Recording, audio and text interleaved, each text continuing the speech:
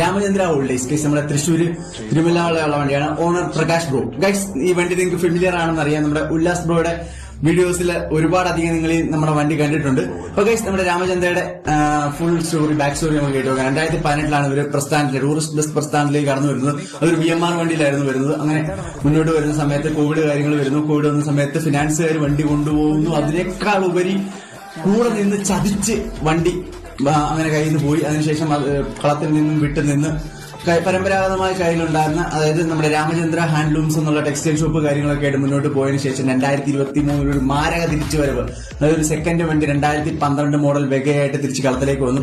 അതുകൊണ്ട് എല്ലാവരും വിചാരിച്ചു, തിരിച്ചു വന്നത് ഒരു സെക്കൻഡ് വണ്ടിയിലല്ലേ, വലിയ കാര്യമൊന്നുമില്ലാന്ന് വിചാരിച്ചിരുന്ന റണ്ണാക്കി കൊടുത്തുകൊണ്ട് 2024 ഒരു പുത്തൻ ചേസ് എടുത്ത് പ്രകാശി പോയി ബോഡിയും കെട്ടി ഒരു സെറ്റസ്ത്രയായിട്ട് കളത്തി വീണ്ടും വന്നു.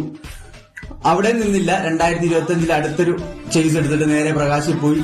പ്രകാശിൽ അടുത്ത കാലത്തൊന്നും നടന്നിട്ടില്ലാത്ത കൊണ്ട് ചരിത്രം സൃഷ്ടിച്ച് 25 ദിവസം കൊണ്ട് ബോഡിയും കെട്ടി കളത്തിലേക്ക് തിരിച്ചെത്തിച്ചു ഗൈസ്.